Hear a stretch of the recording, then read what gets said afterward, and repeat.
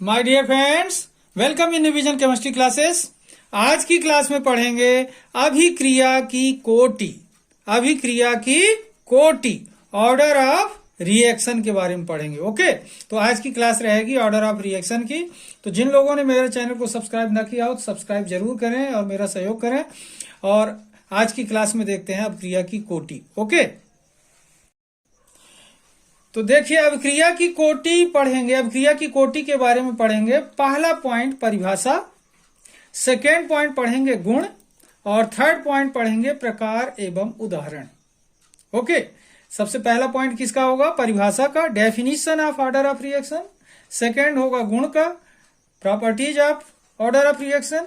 और थर्ड होगा types and examples of order of reaction. Okay, तो देखते हैं इनकी डिटेल वन बाय वन करके। ओके, तो देखिए अभिक्रिया की कोटि के बारे में देखते हैं। सबसे पहला पॉइंट परिभाषा। ठीक है, क्या देख रहे हैं? परिभाषा। तो देखिए क्या परिभाषा हो सकती है, ऑर्डर ऑफ रिएक्शन को कैसे डिफाइन कर सकते हैं। तो देखिए दर नियम समीकरण के, ध्यान देंगे, दर नियम समीकरण के सांद्रता के पद में लगी घातांकों का योग अभिक्रिया की कोटि कहलाता है। बहुत ही आसान परिभाषा है, डेफिनेशन ध्यान देंगे। दर नियम समीकरण के सांद्रता के पद में लगी घातांकों का योग अभिक्रिया की कोटि कहलाता है। ओके, अब यहां पर देखें, एक मिनट देखते हैं अपन कि जैसे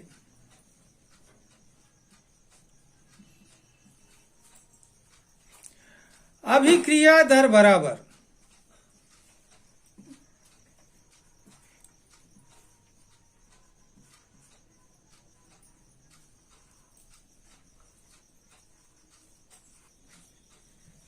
यहां पर देख रहे हैं अभिक्रिया दर बराबर ए की पावर, यहां पर देखें एम इंटू बी की पावर देखेंगे यहां पर एन। अब यहां पर देखें कि ये अभिक्रिया है, अभिक्रिया दर बराबर होता है सांद्रता। अभिक्रिया दर बराबर क्या होता है? सांद्रता। तो यहां पर दो रिएक्टेंट है ए एंड बी, तो ए का कंसंट्रेशन ब्रैकेट लगाकर पावर में एम और बी का कंसंट्रेशन पावर में एन इंटू लगा हुआ है। ठीक है, तो अभिक्रिया दर बराबर क्या हुआ? Concentration of A and power m into concentration of B and power n. ये बात समझ आ रही? तो यहां पर देखें परिभाषा क्या है? दर नियम समीकरण के सांद्रता के पद में लगी घातांकों का योग अभिक्रिया की कोटि कहलाता है। जैसे अब यहां पर देखें आप कि अभिक्रिया दर बराबर सांद्रता का पद ये है, बात समझ आ रही? ये सांद्रता का पद है पूरा, तो घातांक क्या लगी है यहां पर देखें एम और एन। तो अभिक्रिया की कोटि क्या होगी? एम प्लस एन होगी।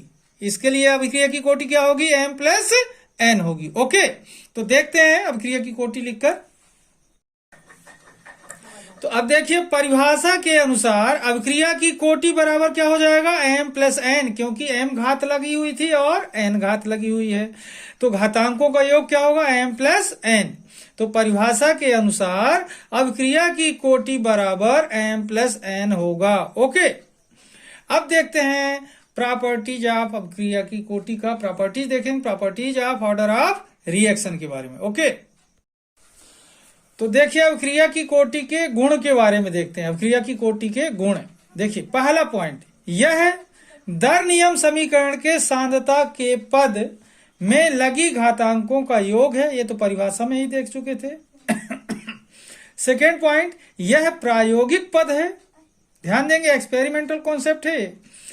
थर्ड है इसका मान शून्य हो सकता है, पूर्णांक हो सकता है, प्रभाज हो सकता है, मतलब दशमलव में भी मान आ सकता है। ओके, तो इसका मान शून्य, पूर्णांक तथा प्रभाज हो सकता है। फोर्थ, यह अभिक्रिया के क्रियाविधि की जानकारी देती है। ओके, एक बार फिर से देखिए अभिक्रिया की कोटि के गुण। पहला पॉइंट, यह दर नियम समीकरण के सांद्रता के पद में लगी घातांकों का योग है। सेकेंड पॉइंट, यह प्रायोगिक पद है। थर्ड पॉइंट, इसका मान शून्य, पूर्णांक तथा प्रभाज्य हो सकता है। फोर्थ पॉइंट, यह अभिक्रिया के क्रियाविधि की जानकारी देती है। ओके, अब देखते हैं टाइप्स ऑर्डर ऑफ रिएक्शन के, अभिक्रिया की कोटि के प्रकार। ओके, तो देखिए प्रकार एवं उदाहरण की बात करते हैं। शून्य कोटि की अभिक्रिया फर्स्ट नंबर पे देख रहे हैं। इस अभिक्रिया के लिए अभिक्रिया की कोटि क्या होगी? शून्य कोटि से समझ आ रहा है, अभिक्रिया की कोटि बराबर क्या होगा? शून्य होगा। उदाहरण देख रहे हैं, 2NH3 इक्वल टू प्लेटिनम लिखा हुआ कैटेलिस्ट, 1130 केल्विन टेम्परेचर है, N2N 3H2 गैस बनती है, मतलब अमोनिया का डिसोसिएशन हो रहा है। बात समझ आ रही? तो यहां पर देखें कि अमोनिया का डिसोसिएशन हो रहा है और ये एग्जाम्पल कहलाता है जीरो ऑर्डर ऑफ रिएक्शन का एग्जाम्पल है। ये क्या है? जीरो ऑर्डर ऑफ रिएक्शन का एग्जाम्पल है। मतलब यहां पर देखें, अर्थात ऐसा हो सकता है, अर्थात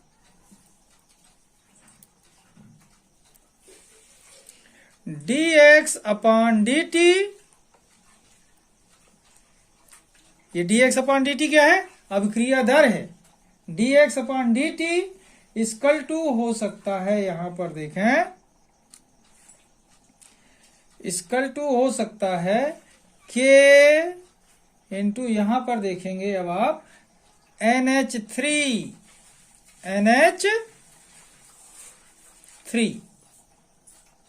जीरो की पावर। जीरो की पावर क्यों लगी? क्योंकि ये जीरो ऑर्डर ऑफ रिएक्शन है। ठीक है, अब इसके बाद सेकेंड एग्जाम्पल देखते हैं इसी का, एग्जाम्पल नंबर 2 देखते हैं। ओके,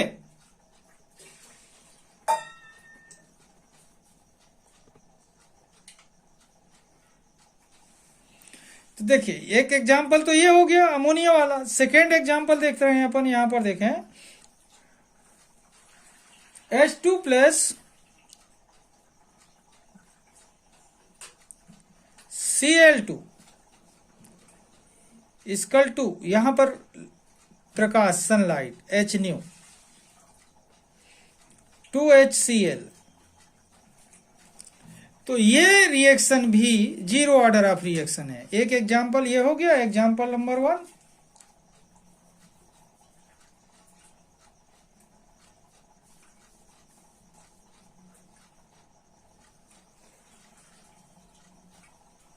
और ये क्या हो गया? Example second. ओके, तो ये दोनों एग्जाम्पल क्लियर हो रहे हैं। यहां पर अमोनिया का डिसोसिएशन, और दूसरा क्या देख रहे हैं यहां पर, H2 प्लस Cl2 से क्या बना? 2HCl। ये भी एक फोटोसिंथेटिक रिएक्शन है। तो दो एग्जाम्पल हो गए जीरो ऑर्डर ऑफ रिएक्शन के। तो जीरो ऑर्डर ऑफ रिएक्शन में देख रहे हैं कि अभिक्रिया की कोटि का मान क्या होता है? शून्य होता है। एक एग्जाम्पल ये है, दूसरा एग्जाम्पल ये वाला है। तो इसके लिए ये वाला इक्वेशन नहीं लिखा मैंने, आप लिख सकते हैं, देख सकते हैं। ओके, इसके बाद देखते हैं फर्स्ट ऑर्डर ऑफ रिएक्शन। अब देखें सेकेंड, प्रथम कोटि की अभिक्रिया। ठीक है, पहले क्या देखा अपन ने?